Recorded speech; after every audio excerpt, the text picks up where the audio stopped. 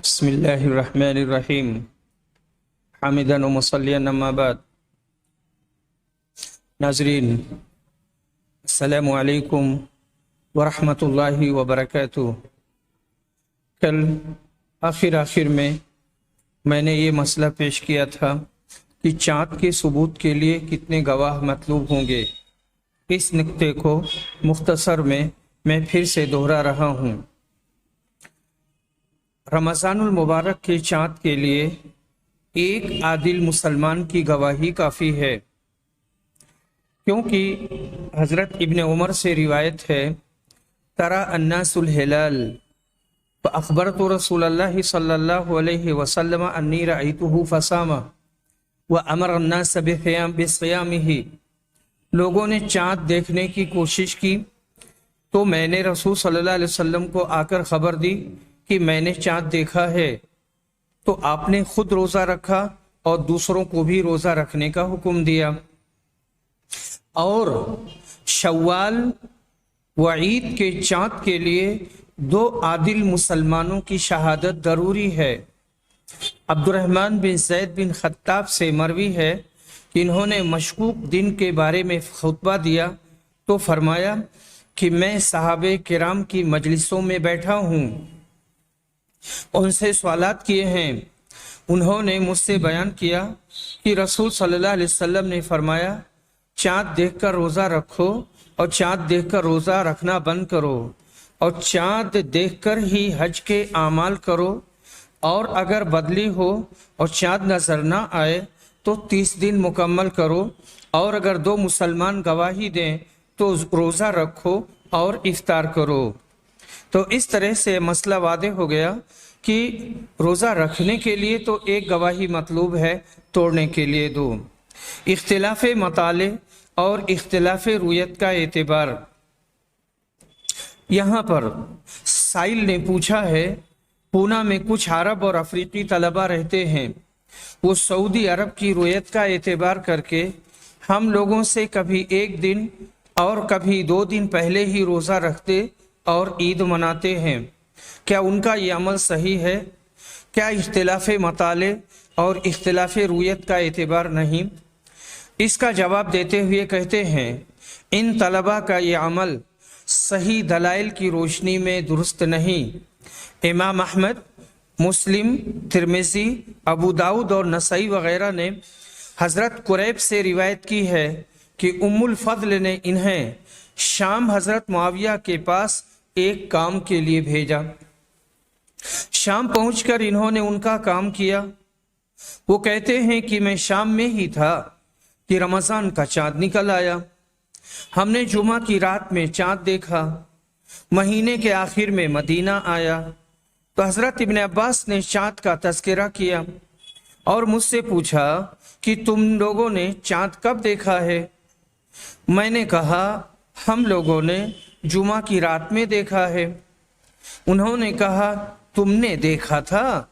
میں نے کہا ہاں، میں نے دیکھا اور لوگوں نے دیکھا اور سبوں نے روزہ رکھا، اور حضرت معاویہ نے بھی روزہ رکھا۔ حضرت ابن عباس نے کہا مگر ہم لوگوں نے تو سنیچر کی رات میں دیکھا ہے، اس واسطے ہم لوگ برابر روزہ رکھیں گے یہاں تک کہ 30 دن پورا کریں گے یا چاند نظر آ جائے گا۔ میں نے عرض کیا کیا آپ حضرت معاویہ کی رویت اور روزہ رکھنے پر اکتفا نہیں کریں گے؟ انہوں نے کہا نہیں، ہمیں رسول صلی اللہ علیہ وسلم نے اسی طرح کا حکم دیا ہے۔ اس سے صاف معلوم ہوتا ہے کہ مکہ مکرمہ یا سعودی عرب کی رویت تمام دنیا کے مسلمانوں کے لیے کافی نہیں ہوگی، بلکہ اختلاف رویت اور اختلاف مطالع کا اعتبار ہوگا۔ امام ترمذی فرماتے ہیں والعمل على هذا الحديث عند اہل العلم ان لكل اہل بلد رؤيتهم۔ اس حدیث پر اہل علم کے نزدیک عمل ہے کہ ہر شہر والوں کے لیے جب مطالع میں اختلاف ہو ان کی رویت کا اعتبار ہوگا، اور آج یہ چیز بہت معروف اور ہر ایک کے مشاہدہ کی ہے की मताले में इख्तिलाफ है। इसी बिना पर नमाज के औकात, इफ्तार और ख़त्म सहरी के औकात और अरबी तारीख़ों में इख्तिलाफ पाया जाता है। लिहाजा रमज़ान के रोज़ों के रखने और ईद मनाने के लिए भी इख्तिलाफ मताले और इख्तिलाफ रुयत का एतबार होगा। खुद सऊदी अरब की मजलिस हैत किबार उलमा के मेंबरान ने भी इसी कौल को अख्तियार किया है। तोहफ़तुल इख्वान शेख इब्न बाज़ 164। इसलिए पूना में मौजूद अरब और अफ्रीका के जिन तलबा का तज़किरा आपने किया है, उनका अमल दलाइल की रोशनी में दुरुस्त नहीं है। चाँद देखकर रोज़ा रखने और इफ्तार करने का मतलब, कहते हैं बाज़ लोग 29 या 30 रमज़ानुल मुबारक को चाँद देखते ही रोज़ा तोड़ देते हैं, हालांकि अभी सूरज गुरूब नहीं हुआ है, और वो इसके लिए हदीस सूमू लिरुयतिही व अफ्तिरू लिरुयतिही से इस्तिदलाल करते हैं और कहते हैं चाँद देखकर रोज़ा रखने और चाँद देखकर रोज़ा तोड़ने का हुक्म है। तो इसका जवाब देते हुए कहते हैं कि हदीस नबवी सूमू लिरुयतिही व अफ्तिरू लिरुयतिही का मतलब ये है कि जब चाँद की रुयत शरई तरीके पर साबित हो जाए, तो अगर रमज़ान का चाँद है तो जैसे सुबह सादिक से गुरूब आफ्ताब तक रोज़ा रखा जाता है, उसी तरह से रोज़ा रखना शुरू कर दो। और अगर शव्वाल का चाँद है तो शरई तरीक़ा पर गुरूब आफ्ताब के बाद रोज़ा इफ्तार करो और इसके बाद दूसरे दिन रोज़ा ना रखो बल्कि ईद मनाओ। इसका मतलब हरगिज़ ये नहीं है कि जिस वक्त चाँद नज़र आ जाए, ख्वाह दिन ही क्यों ना हो, रोज़ा तोड़ दो, वरना इसका मतलब हो जाएगा कि जिस वक्त रमज़ान का चाँद नज़र आए उसी वक्त से खाना पीना बंद करके और तमाम मुफत्तिरात को तर्क करके रोज़ा रखना शुरू कर दो और तुलुए सुबह सादिक से रोज़ा शुरू होने के बजाय असर या मगरिब से ही रोज़ा का वक्त शुरू हो जाएगा। हालांकि इसका कायल कोई भी नहीं है। बहरहाल 29 या 30 रमज़ान को दिन में चाँद नज़र आ जाने की वजह से गुरूब आफ्ताब से कब्ल रोज़ा इफ्तार करना सही नहीं।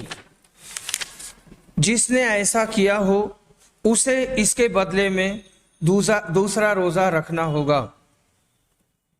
दोपहर में नज़र आने वाला चाँद किस दिन का होगा?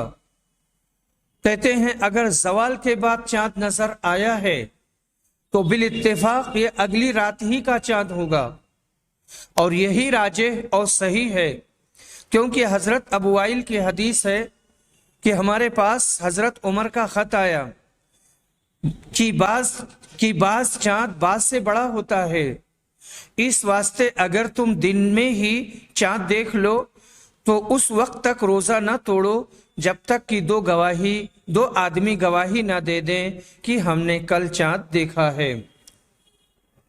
उन इलाकों में रोज़ा रखने का हुक्म जहां दिन तवील होते हैं, कहते हैं सवाल करते हैं कुरए अर्जी पर बाज़ मनातिक ऐसे हैं जहां कभी दिन 20-21 घंटे का होता है और रात 3-4 घंटे की, और कभी इसके बरक्स दिन 6-7 घंटे का होता है और रात 17 या 18 घंटे की।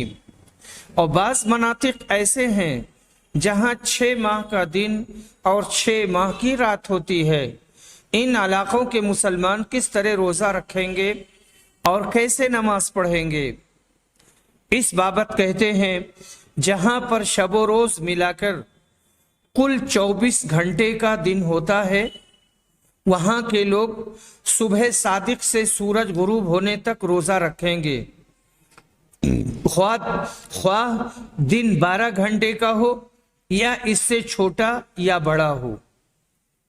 इसी तरह 5 वक्त की नमाजें भी अपने वक्त पर पढ़ेंगे, यानी ज़वाल के बाद ज़ोहर, साया एक मिसल होने के बाद असर غروب شمس کے بعد مغرب، شفق کے غائب ہونے کے بعد عشاء اور صبح صادق ہونے کے بعد فجر کی نماز ادا کریں گے، جیسے حدیث جبریل میں وارد ہے۔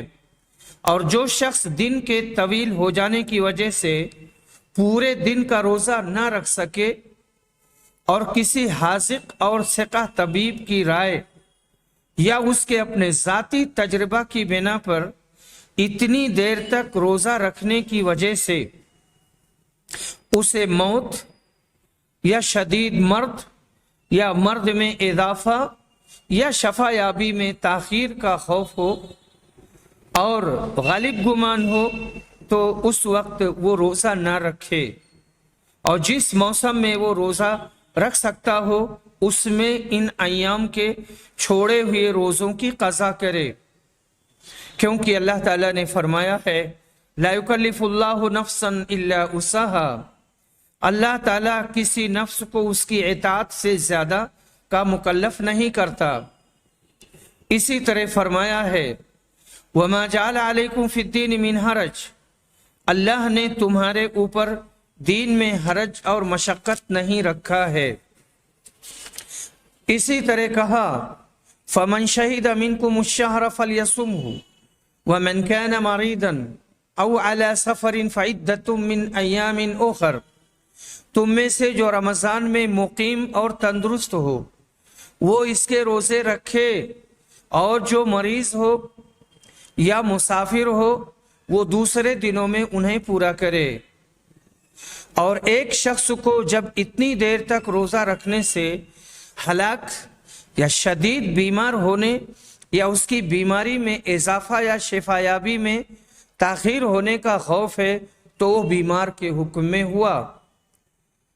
رہے وہ مقامات جہاں 6 ماہ کی رات اور 6 ماہ کا دن ہوتا ہے، یا جہاں پوری گرمی میں سورج غروب نہیں ہوتا اور پورے جاڑے میں سورج نہیں نکلتا، جیسے گرین لینڈ اور قطب شمالی اور قطب جنوبی میں ہوتا ہے، وہاں کے لوگ ماہ رمضان کے آنے اور ختم ہونے اور نمازوں اور افطار و سحری کے اوقات میں ان علاقوں کے اوقات کا اعتبار کریں گے جہاں کا موسم معتدل ہوتا ہے، یعنی جہاں دن 24 گھنٹے کا ہوتا ہے، یعنی رات اور دن ملا کر کے، اور جو ان علاقوں سے سب سے زیادہ قریب ہیں، اور اسی حساب سے 24 گھنٹے میں 5 وقت کی نماز پڑھیں گے اور رمضان وغیرہ کے روزے رکھیں گے۔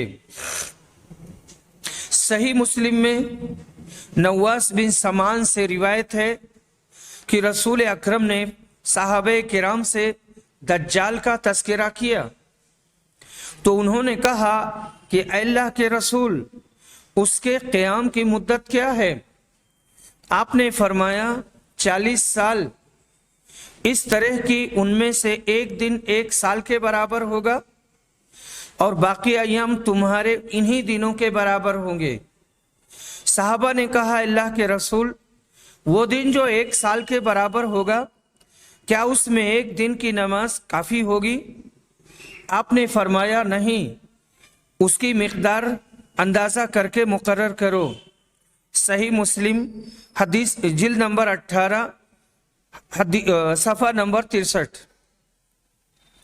اس حدیث سے معلوم ہوا کہ جہاں یا جب دن بڑے ہوں تو اندازہ کر کے 24 گھنٹے میں 5 وقت کی نمازیں پڑھیں گے، اور جیسے نماز کے بارے میں یہ حکم ہے اسی طرح روزہ کے سلسلے میں بھی ہوگا، کیونکہ اس بارے میں دونوں میں کوئی فرق نہیں۔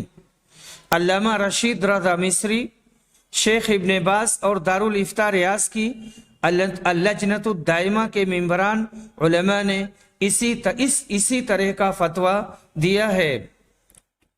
تحفۃ الاخوان صفحہ نمبر 164 سے 169 تک۔ شک کے دن روزہ رکھنا جائز نہیں۔ 29 شعبان کو چاند نظر نہیں آیا تو کیا اس شک کی بنا پر کہ ہو سکتا ہے چاند نکلا ہو اور ہم لوگوں کو نظر نہ آیا ہو، 30 شعبان کو روزہ رکھنا جائز ہے؟ کہتے ہیں ایسی صورت میں 30 شعبان کو اس شک اور احتمال کی بنا پر کہ ممکن ہے چاند نکلا ہو اور ہمیں نظر نہ آیا ہو، روزہ رکھنا جائز نہیں، کیونکہ حضرت عمار بن یاسر فرماتے ہیں کہ جس نے شک کے دن روزہ رکھا اس نے ابو القاسم صلی اللہ علیہ وسلم کی نافرمانی کی، تو شک کا روزہ نہیں رکھنا چاہیے۔ رمضان کے استقبال میں 1 دن 2 دن پہلے روزہ رکھنا درست نہیں ہے۔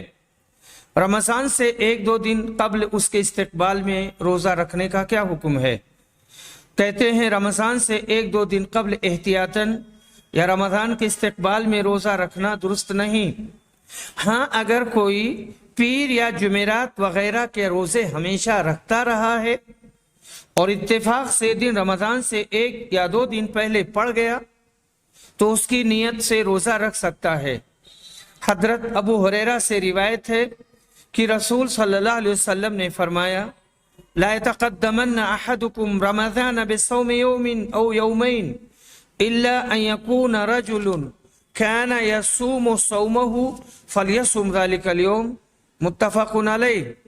تم میں سے کوئی رمضان سے 1 یا 2 دن پہلے نہ روزہ رکھے۔ ہاں اگر ایک شخص کوئی روزہ پہلے سے رکھتا تھا تو وہ روزہ رکھ لے، اسی دن پڑ گیا تو پھر وہ رکھ سکتا ہے، اس کی نیت دوسری ہوگی۔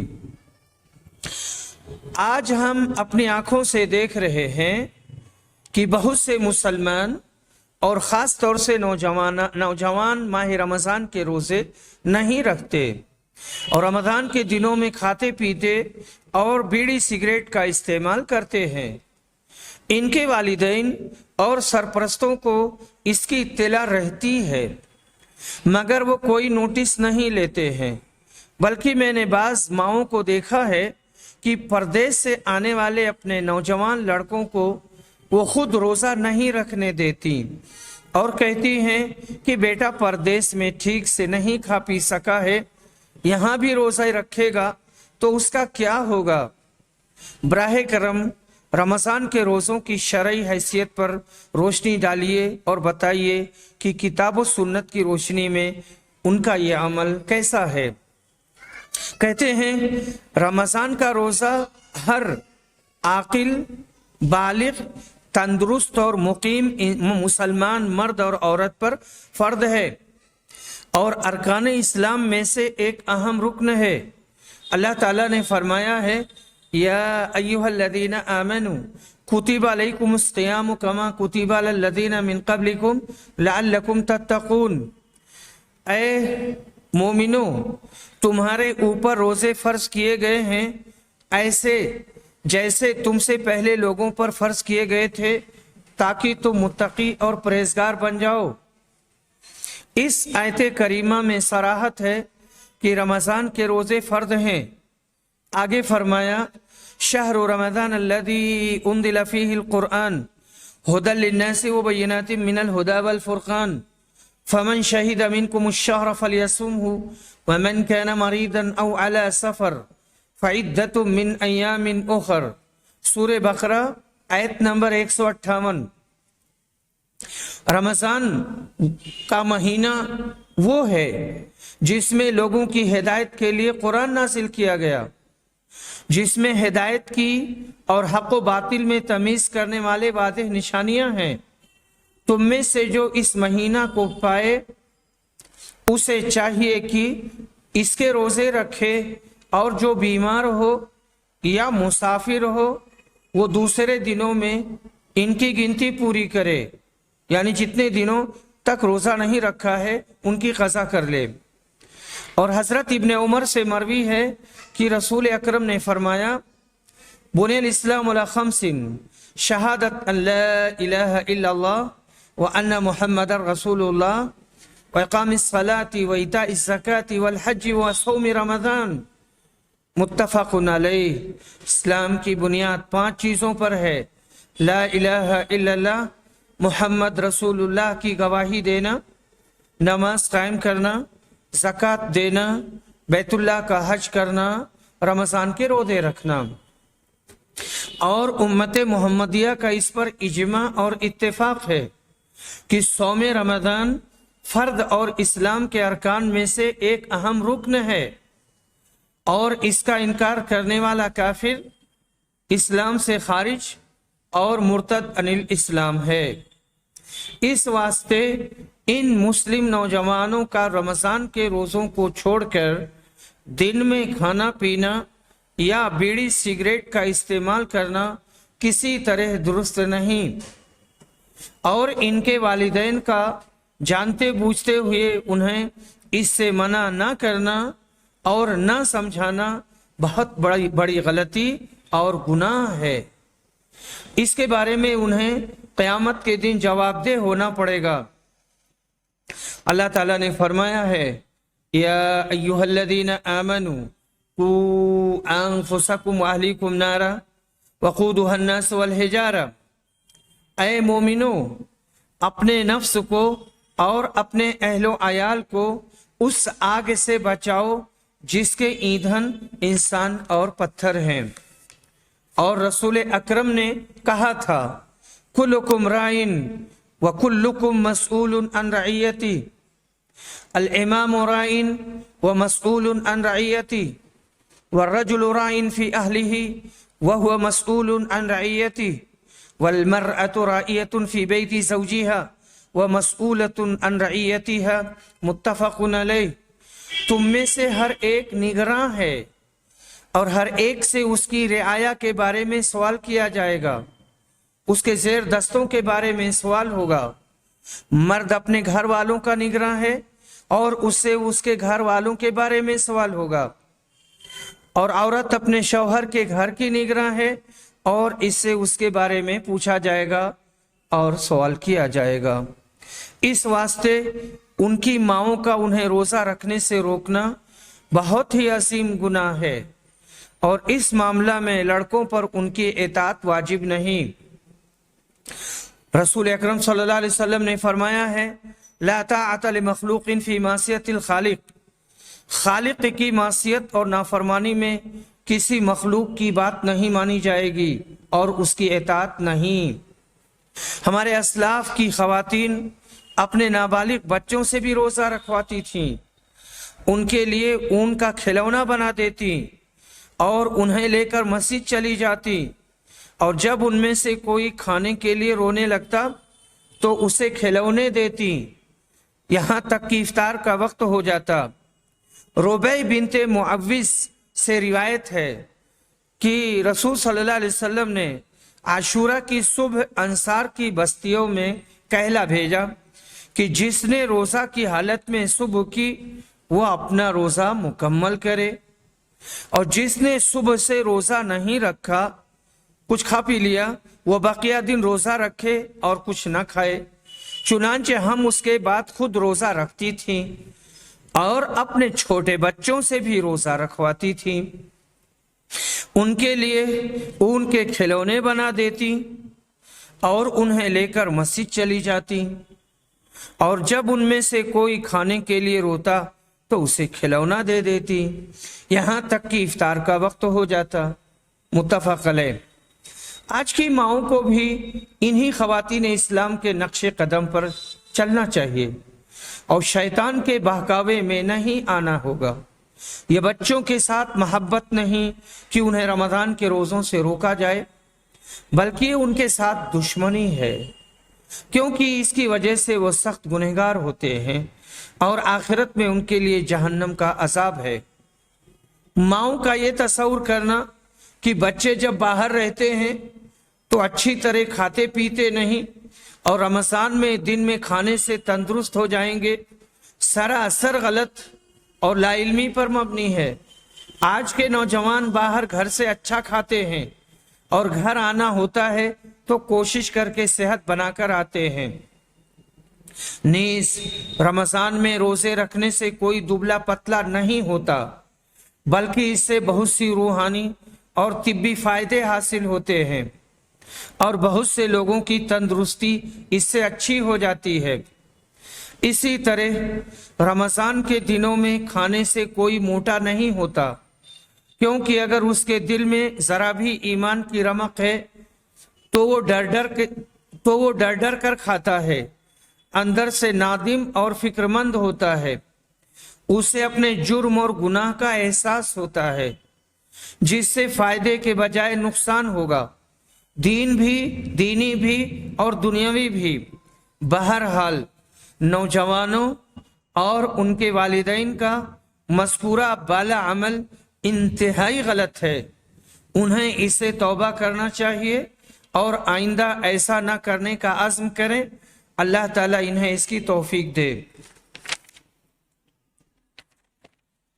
रोज़ा के फ़वाइद और फ़ज़ाइल। रमज़ान के रोज़ों के सिलसिले में इस वक्त काफ़ी तसाहुल पाया जाता है और इतनी कसरत से लोग रोज़े नहीं रखते कि शर्म महसूस होती है। गालिबन बहुत से लोग समझते हैं कि ये बिला वजह भूखे प्यासे मरना है।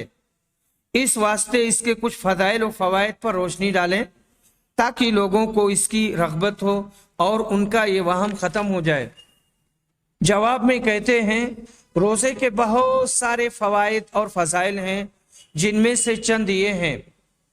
हज़रत अबू हुरैरा से रिवायत है कि रसूल अकरम ने फरमाया, मन सामा रमज़ान ईमान व इहतिसाबन गुफ़िर लहू मा तक़द्दम मिन ज़ंबी। जिसने रमज़ान के रोज़े ईमान के साथ और अजर सवाब के लिए रखा, उसके गुज़िश्ता गुनाह माफ़ हो जाएंगे। सहल बिन साद से रिवायत है कि रसूल अकरम ने फरमाया, जन्नत के 8 दरवाजे हैं, इनमें से एक दरवाज़ा का नाम बाबुर रैयान है, इससे सिर्फ रोज़ेदार दाखिल होंगे। मुत्तफ़क़ुन अलैह। हज़रत अबू हुरैरा से रिवायत है कि रसूल अकरम सल्लल्लाहु अलैहि वसल्लम ने फरमाया, इब्ने आदम के हर नेक अमल के अजर सवाब को उसके 10 गुना से लेकर 700 गुना तक बढ़ा दिया जाता है, सिवाय रोज़ा के। इसके बारे में अल्लाह ताला फरमाता है, ये मेरे लिए है और मैं ही इसका बदला दूंगा, क्योंकि रोज़ेदार अपने खाने और शहवत को मेरे लिए तर्क करता है। और रोज़ेदार के लिए 2 मसरतें हैं, यानी 2 खुशियां हैं, एक इफ्तार के वक्त, दूसरी अपने रब से मुलाकात के वक्त। और रोज़ादार के मुंह की बू अल्लाह ताला को मुश्क से ज़्यादा महबूब और पसंदीदा है। रोज़ा ढाल है, इसलिए जब तुम में से कोई रोज़ा रखे तो फहश बात ना बके, शोर ना करे, और अगर उसको कोई गाली दे तो कहे कि मैं रोज़ा से हूँ, भाई मैं रोज़े से हूँ। सही मुस्लिम हदीस जिल्द नंबर 2 सफ़ा नंबर 806। और हज़रत अब्दुल्ला बिन उमर से रिवायत है कि रसूल सल्लल्लाहु अलैहि वसल्लम ने फरमाया, रोज़ा और कुरान करीम बंदे की क़यामत के दिन सिफारिश करेंगे। रोज़ा कहेगा, ऐ रब, मैंने इसको दिन में खाने और ख्वाहिशात की तकमील से रोके रखा था, लिहाजा इसके हक में मेरी सिफारिश कबूल कर ले। और कुरान करीम कहेगा, मैंने इसको रात में सोने से रोके रखा था, लिहाजा इसके हक में मेरी सिफारिश कबूल फरमा। फिर अल्लाह ताला इन दोनों की सिफारिश कबूल कर लेगा। तिब्बी, अखलाकी और मुआशरती एतबार से भी रोज़ा के बहुत से फ़वाइद हैं। इससे मालदारों को गरीबों के फ़क्र फाका और भूखो प्यास की तकलीफ का एहसास होता है और सदका व खैरात की तरगीब होती है। पेट और ब्लड प्रेशर वगैरह के मरीजों के लिए भी रोज़ा बहुत मुफीद है। साल भर खूब शिकमसेर होकर खाने पीने से जो फासिद मादे पेट और जिस्म के दूसरे हिस्सों में जमा हो जाते हैं, वो सब रोज़े से ज़ायल हो जाते हैं। इससे एहतिसाब नफ्स और हर वक्त अल्लाह ताला के हाजिर व नाजिर होने के अकीदा व यकीन को भी जला मिलती है।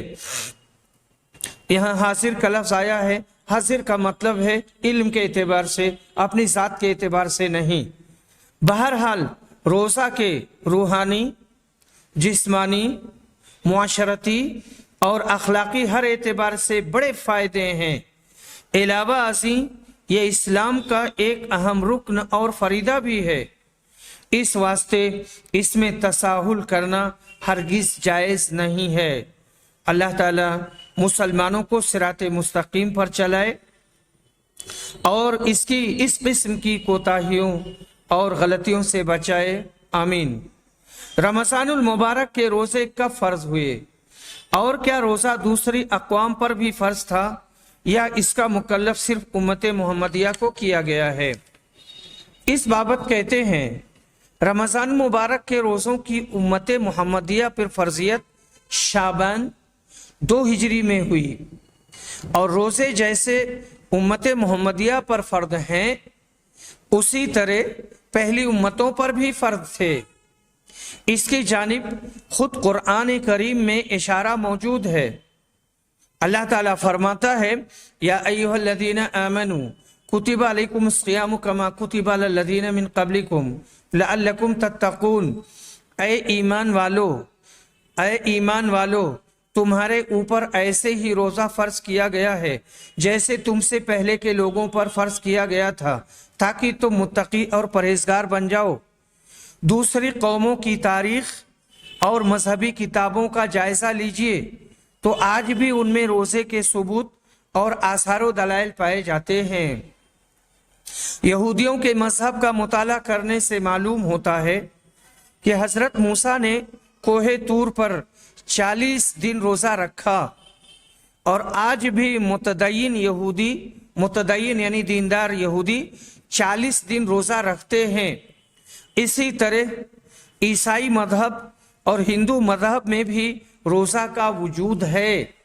یہ قومیں آج بھی برت اور اپاس وغیرہ کے نام سے روزے رکھتی ہیں۔ یونانیوں اور مصریوں وغیرہ کے یہاں بھی روزہ رکھنے کا ثبوت ہے۔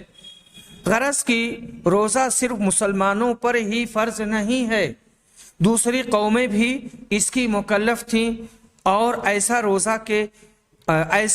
روزہ کے بے شمار فوائد کی بنا پر کیا گیا ہے۔ آداب صوم۔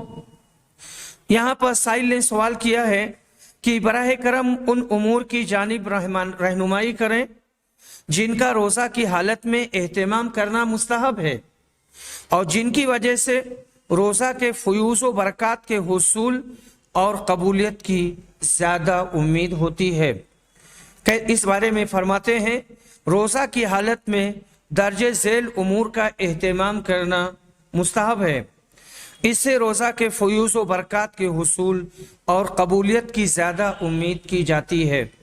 نمبر 1 سحری کھانا، نمبر 2 شور و شغب، لہو لعب، جھوٹ و غیبت اور فحش باتوں سے پرہیز کرنا، اور اپنے مسلمان بھائی کا گوشت، مرے ہوئے مسلمان بھائی کا گوشت نہ کھانا۔ نمبر 3 زیادہ سے زیادہ قرآن کی تلاوت، صدقہ و خیرات اور دوسری نیکیاں کرنا۔ نمبر 4 سنت کے مطابق افطار میں جلدی کرنا، کھجور یا پانی سے افطار کرنا، اور افطار کرتے وقت مسنون دعا پڑھنا۔ وآخر دعوانا ان الحمد للہ رب العالمین۔